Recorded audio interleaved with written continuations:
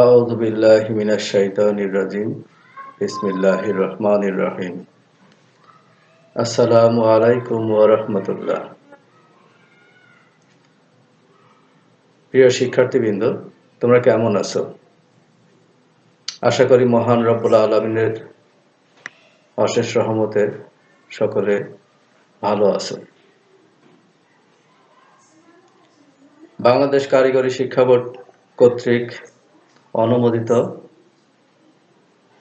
SSC vocational শিক্ষাক্রমের নবম শ্রেণীর general electrical works ট্রেডের সকল শিক্ষার্থীদের আজকের এই ডিজিটাল পদ্ধতিতে আলমডাঙ্গা সরকারি উচ্চ বিদ্যালয়ের পক্ষ থেকে সকলকে শুভেচ্ছা ও স্বাগতম। প্রিয় শিক্ষার্থীবৃন্দ, আজকে জেনারেল ইলেকট্রিক্যাল ওয়ার্কস 1 প্রথম পত্র বিষয়ের আমি যে অধ্যায়টি তোমাদের সামনে উপস্থাপন করতে যাচ্ছি সেই অধ্যায়টি হচ্ছে ষষ্ঠ অধ্যায়। আজকের যে পাঠ সেটা হচ্ছে বিদ্যুৎ পরিবাহী রেজিস্ট্যান্সের সূত্র। এই অধ্যায় থেকে আমরা যা শিখব সেটা হচ্ছে বিদ্যুৎ পরিবাহী রেজিস্ট্যান্সের সূত্র কয়টি এবং কি কি। তারপরে শিখব যে আপেক্ষিক রেজিস্ট্যান্স কাকে বলে। তারপরে শিখব বিদ্যুৎ পরিবাহী পদার্থের সাথে রেজিস্ট্যান্সের সম্পর্ক কি। এরপরে যেটা শিখব পরিবাহী প্রস্থচ্ছেদের ক্ষেত্রফলের সাথে রেজিস্ট্যান্সের সম্পর্ক কি।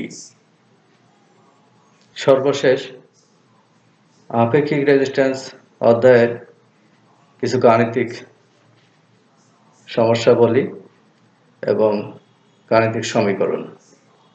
সুপ্রিয় শিক্ষার্থী বন্ধু, আজকে বিদ্যুৎ পরিবাহী রেজিস্ট্যান্সের যে সূত্র সেটা হচ্ছে প্রথম যে সূত্র আমি তোমাদের লিখে দিয়েছি আগেই। তাপমাত্রা, উপাদান ও প্রস্থচ্ছেদের ক্ষেত্রফল স্থির থাকলে পরিবাহী রেজিস্ট্যান্স দৈর্ঘ্যের সাথে সমানুপাতিক। অর্থাৎ এল দৈর্ঘ্য বিশিষ্ট কোনো পরিবাহী রেজিস্ট্যান্স আর হয় তবে আর সমানুপাতিক এল। এটা আমরা যদি 1 নম্বর সমীকরণ দিলাম। আমি আবারও বলছি, তোমরা নোট করে নিতে পারো।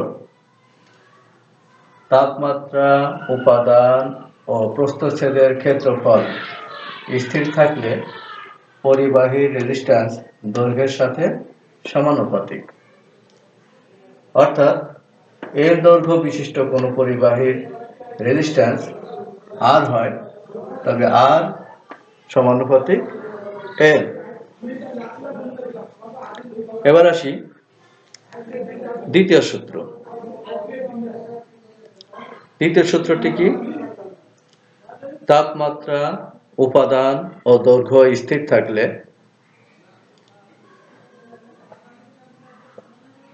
পরিবাহীর রেজিস্ট্যান্স প্রস্থচ্ছেদের ক্ষেত্রফলের উল্টানুপাতিক।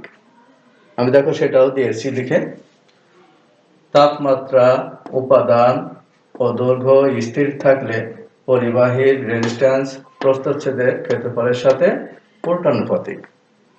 অর্থাৎ এর প্রস্থচ্ছেদী ক্ষেত্রফল বিশিষ্ট কোনো পরিবাহীর রেজিস্ট্যান্স আর হয় তবে আর সমানুপাতিক 1/a। এটা 2 নম্বর সমীকরণ। আমি আবারও বলছি, তাপমাত্রা, উপাদান ও দৈর্ঘ্য স্থির থাকলে পরিবাহীর রেজিস্ট্যান্স প্রস্থচ্ছেদের ক্ষেত্রফলের সাথে উল্টানুপাতিক। যদি এই প্রস্থচ্ছেদী ক্ষেত্রফল বিশিষ্ট কোনো পরিবাহীর রেজিস্ট্যান্স আর হয় তবে আর সমানুপাতিক 1/a। এটা কি? 2 নম্বর সমীকরণ। এই দুইটা সূত্র যদি আমি একত্র করি তাহলে কি পাই? দেখো, দুইটা সূত্র একত্র করে পাই আর সমানুপাতিক এল বাই এ, যখন এল এবং আর উভয় পরিবর্তনশীল। অতএব R equal to rho L by A. এখানে রো হচ্ছে সমানুপাতিক ধ্রুবক, যাকে পরিবাহীর আপেক্ষিক রেজিস্ট্যান্স বলে। তাহলে এখান থেকে আমরা বলতে পারি যে আপেক্ষিক রেজিস্ট্যান্সের প্রতীক কি? আপেক্ষিক রেজিস্ট্যান্সের প্রতীক হচ্ছে রো। আর আপেক্ষিক রেজিস্ট্যান্স সূত্রটি কি যদি বলি, আমি কিন্তু সেই সূত্রটির ব্যাখ্যাও এখানে দিয়েছি, সূত্রটিও তোমাদের লিখে দিয়েছি, যে আমি R equal rho equal to R A by L হবে। আমি সূত্রটি তোমাদের পরে লিখে দেখাবো।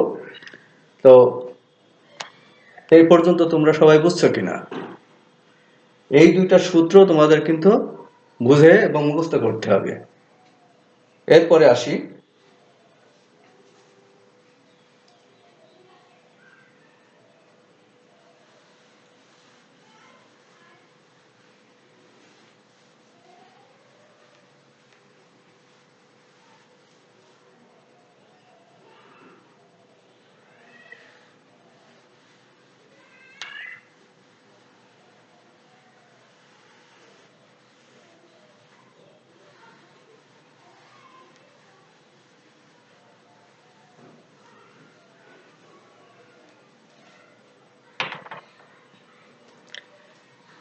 আসি আমরা যে বিদ্যুৎ পরিবাহী পদার্থের সাথে রেজিস্ট্যান্সের সম্পর্ক কি।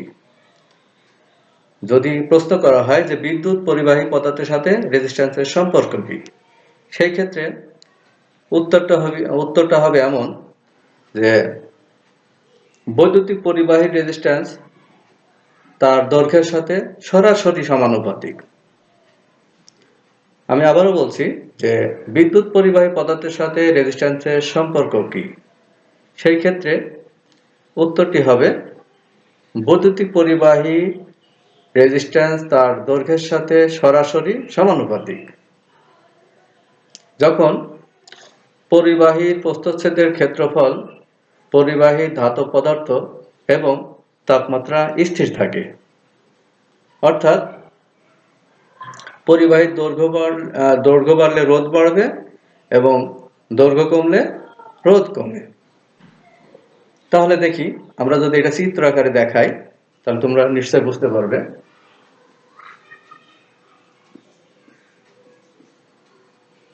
আমি যে জিনিসটা বোঝাতে চাচ্ছিলাম, বিদ্যুৎ পরিবাহী পদার্থের সাথে রেজিস্ট্যান্সের সম্পর্ক।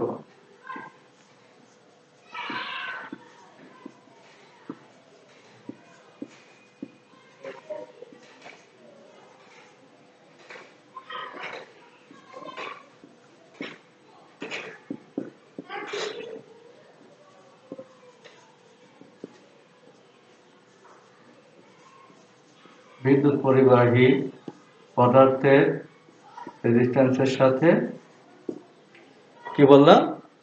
বিদ্যুৎ পরিবাহী পদার্থের সাথে রেজিস্ট্যান্সের সম্পর্ক। পদার্থের সাথে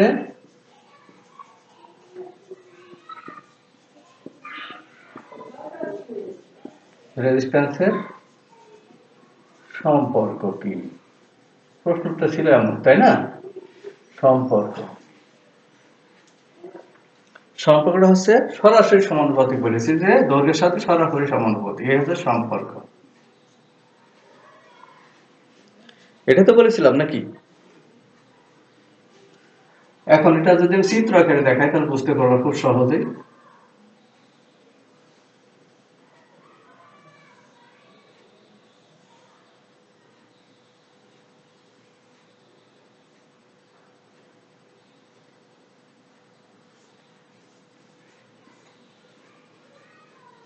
চিত্র এক,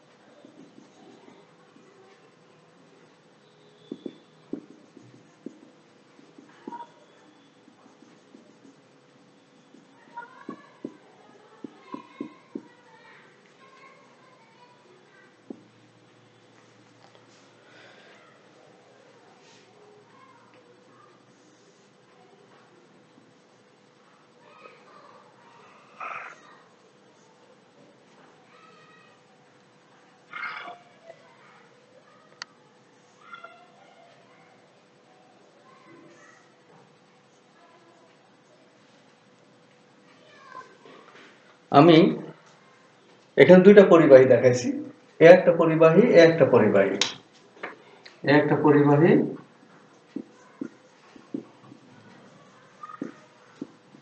এ একটা পরিবাহী, পরিবাহী। তো কি বলেছি আমি, যে যখন পরিবাহীর দৈর্ঘ্য বাড়বে তখন রোধ বাড়বে।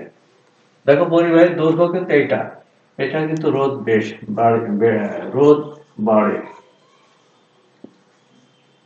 রোধ বাড়ে। কারণ কি? কারণ হচ্ছে পরিবাহীর দৈর্ঘ্য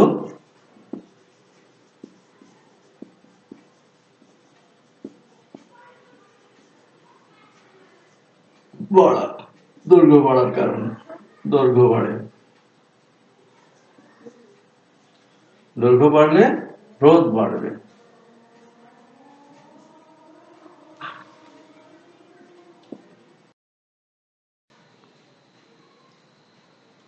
তাহলে তোমরা খেয়াল করছো যে এই পরিবাহীর দৈর্ঘ্য যদি বেশি হয় তাহলে রোধও বেশি হবে। আমি এখানে যদি দৈর্ঘ্য বাড়বে লিখেছি, আমি রোধ বেশি দিই, আর বেশি মানানসই হবে।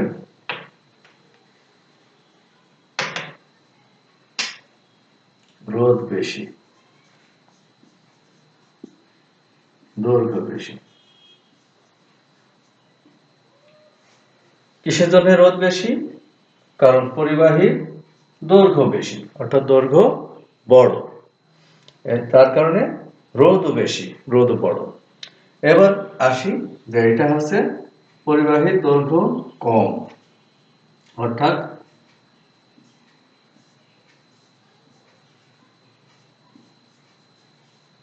রোধ কম। কারণ কি? কারণ হচ্ছে পরিবাহীর দৈর্ঘ্য কম, দৈর্ঘ্য কম। তোমরা নিশ্চয়ই বুঝতে পেরেছো যে সূত্রের যে ব্যাখ্যা সেটা আমি বলেছি, যে যেটা বলেছি যে আছে পরিবাহীর বিদ্যুৎ পরিবাহীর রেজিস্ট্যান্স তার দৈর্ঘ্যের সাথে সরাসরি সমানুপাতিক। তাহলে যখন পরিবাহীর প্রস্থচ্ছেদের ক্ষেত্রফল, পরিবাহী ধাতব পদার্থ এবং তাপমাত্রা স্থির থাকে, তার মানে কি পরিবাহীর দৈর্ঘ্য যদি বেশি হয় তাহলে পরিবাহীর রোধ বেশি হবে, আর পরিবাহীর রোধ যদি পরিবাহীর দৈর্ঘ্য যদি কম হয় তাহলে রোধও কম হবে। প্রিয় শিক্ষার্থীবৃন্দ, এবার আসি পরবর্তী সম্পর্ক, মুছে দিলাম।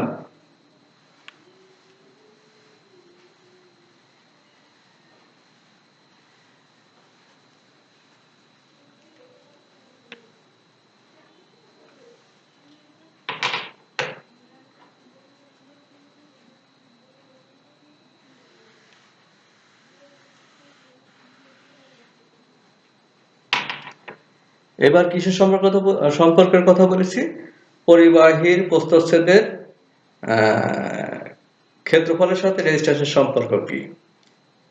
পরিবাহী প্রস্থচ্ছেদের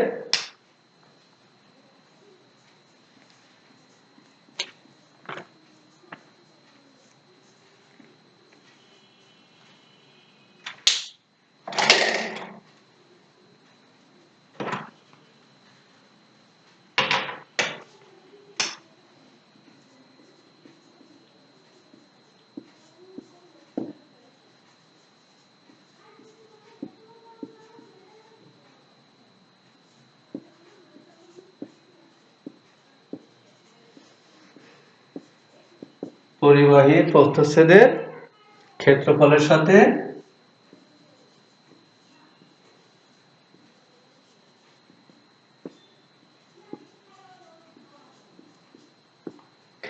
সাথে কি বলেছি আমি প্রশ্নটা? পরিবাহীর প্রস্থচ্ছেদের ক্ষেত্রফলের সাথে রেজিস্ট্যান্সের সম্পর্ক কি?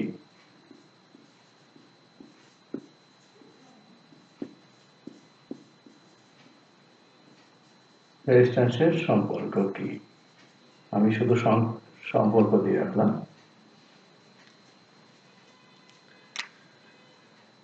যদি এই প্রশ্নটি করা হয় যে পরিবাহীর প্রস্থচ্ছেদের ক্ষেত্রফলের সাথে রেজিস্ট্যান্সের সম্পর্ক কি, তোমরা বলবে কোন পরিবাহীর রেজিস্ট্যান্স ওই পরিবাহীর প্রস্থচ্ছেদের ক্ষেত্রফলের উল্টানুপাতিক। তার মানে কি, যখন পরিবাহীর দৈর্ঘ্য, ধাতব পদার্থের প্রকার ও তাপমাত্রা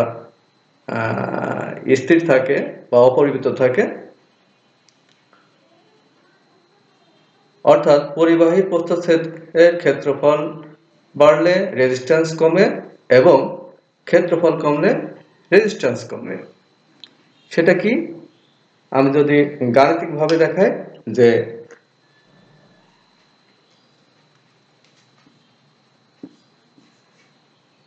আর কি বলেছিলাম, 1/a, এটা হচ্ছে সম্পর্ক, গাণিতিক সম্পর্ক। তো আমি যদি চিত্র আকারে দেখাই,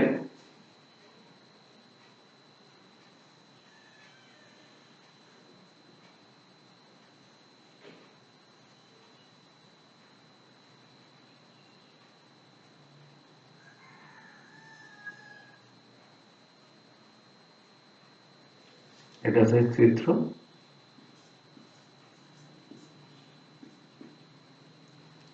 আরেকটা চিত্র আছে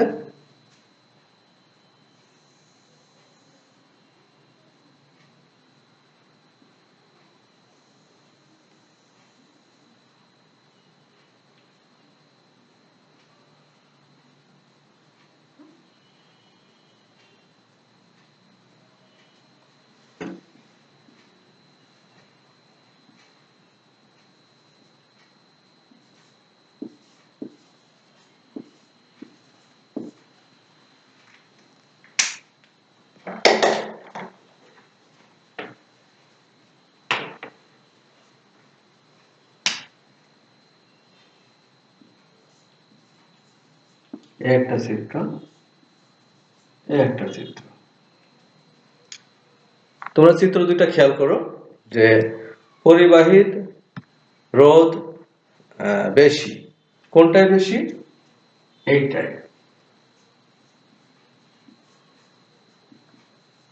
পরিবাহীর রোধ বেশি, আর এটা হচ্ছে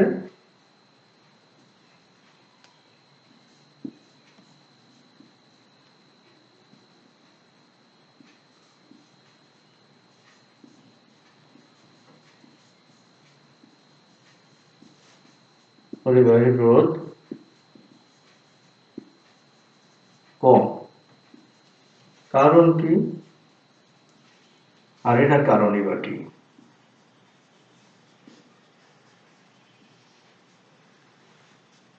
কারণ যদি বলি, এটা হচ্ছে কোন প্রস্থচ্ছেদের পরিবাহী,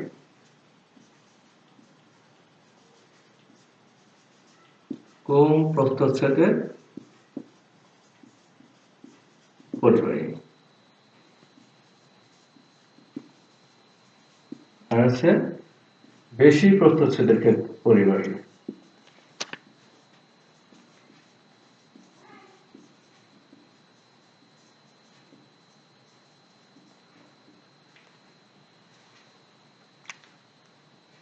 অর্থাৎ পরিবাহী রেজিস্ট্যান্স যদি আর এবং ক্ষেত্রফল যদি এ হয়, তবে আর সমানুপাতিক 1/a, সম্পর্কটা হচ্ছে এটা। এটাই হচ্ছে সম্পর্ক, এটাই হচ্ছে সম্পর্ক। তোমরা এটা খেয়াল করছো? এবার আসি স্পেসিফিক রেজিস্ট্যান্স, যার আরেক নাম আপেক্ষিক রোধ বা রোধাঙ্ক বা রেজিস্টিভিটি। এখন স্পেসিফিক রেজিস্ট্যান্সটা কি? স্পেসিফিক রেজিস্ট্যান্স আছে একক দৈর্ঘ্য, একক প্রস্থচ্ছেদ বিশিষ্ট কোনো পরিবাহীর রোধকে স্পেসিফিক রেজিস্ট্যান্স বা স্পেসিফিক রোধ বা আপেক্ষিক রোধ বা রোধাঙ্ক বা রেজিস্টিভিটি বলে। আমি আবার বলছি, আপেক্ষিক রোধ বলতে কি বুঝি? একক দৈর্ঘ্য ও একক প্রস্থচ্ছেদ বিশিষ্ট কোনো পরিবাহীর রোধকে আপেক্ষিক রোধ বা স্পেসিফিক রেজিস্ট্যান্স বা রোধাঙ্ক বা রেজিস্টিভিটি বলে।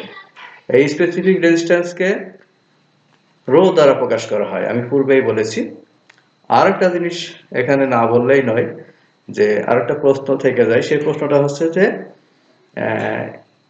এসআই পদ্ধতিতে স্পেসিফিক রেজিস্ট্যান্সের একক কি? এসআই পদ্ধতিতে স্পেসিফিক রেজিস্ট্যান্সের একক হচ্ছে ওহম মিটার। আর সাধারণত স্পেসিফিক রেজিস্ট্যান্সের তিনটা একক আছে, একটা হচ্ছে ওহম মিটার, ওহম ইঞ্চি এবং ওহম সেন্টিমিটার। এরপরে আসি আমরা যে 1 সেন্টিমিটার দৈর্ঘ্য, 1 মিটার প্রস্থ ও 1 ইঞ্চি উচ্চতা বিশিষ্ট কোনো একটি তামার ঘনকের মধ্য দিয়ে 1.72 × 10⁻⁶ ওহম সেন্টিমিটার বাধা দেয়। এটা প্রশ্ন কি হতে পারে, যে তামার আপেক্ষিক রেজিস্ট্যান্স 1.72 × 10⁻⁶ ওহম সেন্টিমিটার বলতে কি বোঝায়? এটা যদি প্রশ্ন কখনো আসে, তার প্রশ্নের উত্তর হবে 1 সেন্টিমিটার দৈর্ঘ্য, 1 ইঞ্চি প্রস্থ ও 1 সেন্টিমিটার উচ্চতা বিশিষ্ট বা 1 মিটার উচ্চতা বিশিষ্ট একটি তামার ঘনকের মধ্য দিয়ে বিদ্যুৎ প্রবাহের ফলে 1.72 × 10⁻⁶ ওহম সেন্টিমিটার বাধা দেয়। প্রিয় শিক্ষার্থীবৃন্দ, আমি এতক্ষণ তোমাদের বেশ কয়েকটি ধারণা দিলাম। একটা ধারণা এখন আমি দেব, গাণিতিক ধারণা। এই অধ্যায়ে বেশ কিছু অঙ্ক আছে, সে অঙ্কের জন্য কিছু গাণিতিক ধারণা লাগবে তোমাদের।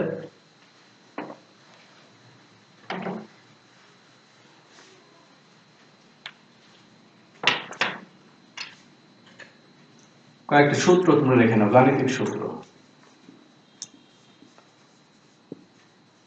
গাণিতিক সূত্র a সমান πd²/4, এ একটা সূত্র। r ρl/a, আর একটা সূত্র আছে ρ ra/l। এটা হচ্ছে বর্গ একক,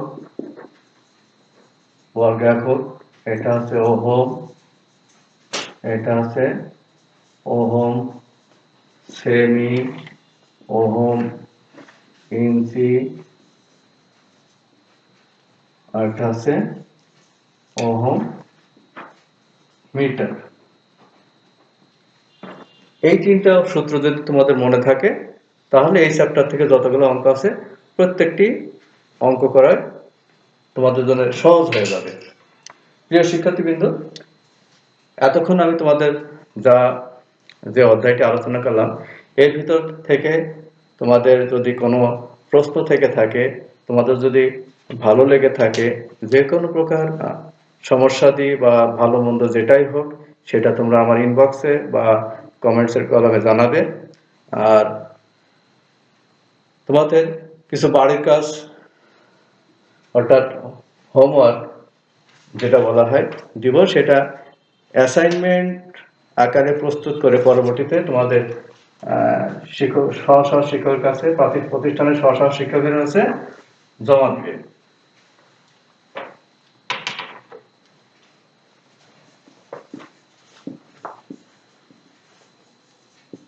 বাড়ির কাজ 1 হচ্ছে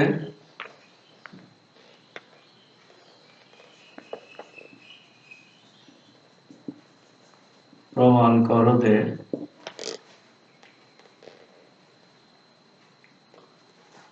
করো যে প্রশ্ন আর কি, ρ ra/l,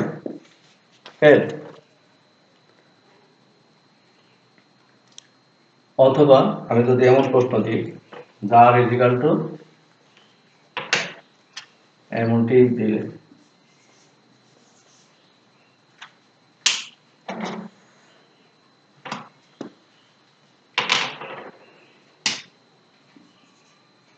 R is equal to rho L by A। 2 নম্বর হচ্ছে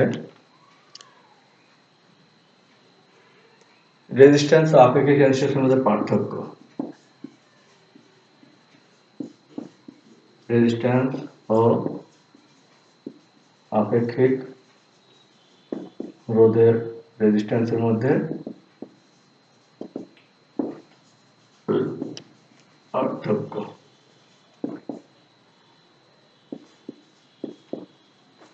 আমি তোমাদের দুটো বাড়ির কাজ দিচ্ছি, আর একটা অঙ্ক দেই, তাহলে সবচেয়ে বেশি ভালো হয়।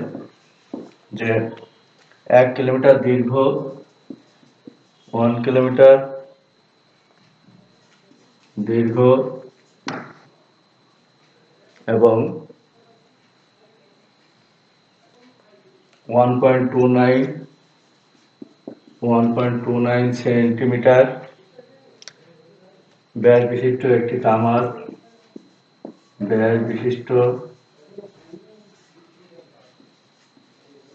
একটি তামার তারের রেজিস্ট্যান্স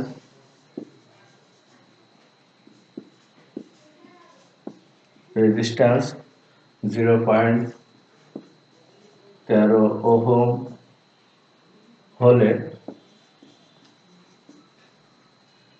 এর আপেক্ষিক রেজিস্ট্যান্স কত?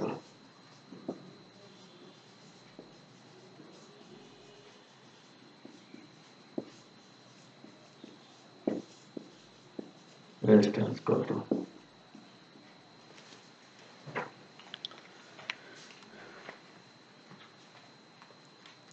প্রিয় শিক্ষার্থীবৃন্দ,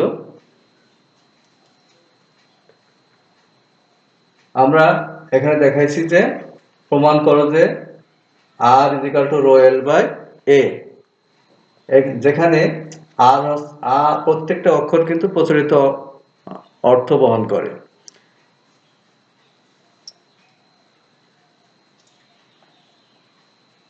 তাহলে কি দিয়েছি আমি বাড়ির কাজ? প্রমাণ করো যে R is equal to rho L by A, resistance ও আপেক্ষিক রেজিস্ট্যান্সের মধ্যে পার্থক্য কি? তারপরে দিয়েছি 1 কিলোমিটার দীর্ঘ এবং 1.29 সেন্টিমিটার ব্যাস বিশিষ্ট একটি তামার তারের রেজিস্ট্যান্স 0.13 ওহম হলে এর আপেক্ষিক রেজিস্ট্যান্স কত? প্রিয় শিক্ষার্থীবৃন্দ, তোমাদের আজকে আমি এতক্ষণ যা ক্লাস নিলাম, এই বাড়ির কাজগুলো তোমরা অবশ্যই অ্যাসাইনমেন্ট আকারে প্রস্তুত করে পরবর্তীতে সংশ্লিষ্ট শিক্ষা প্রতিষ্ঠানের শিক্ষকের কাছে জমা দিবে। তোমাদের সকলের সুস্বাস্থ্য কামনা করে আমি আজকের মতো ক্লাস এখানে শেষ করছি। সবাইকে ধন্যবাদ। আল্লাহ হাফেজ।